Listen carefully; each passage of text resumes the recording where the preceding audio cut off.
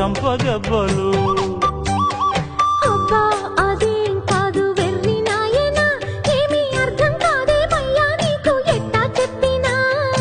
ఇచ్చేదేదో ఇస్తే సంతోషించనా, ఉత్తి మాటలతోనే ఊరిస్తుంటే ఊరుకుందున్నా.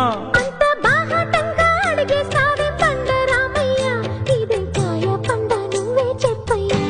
నాకేం తెలుసండే, ఇవ్వాలి ఇవ్వాళైనా మీ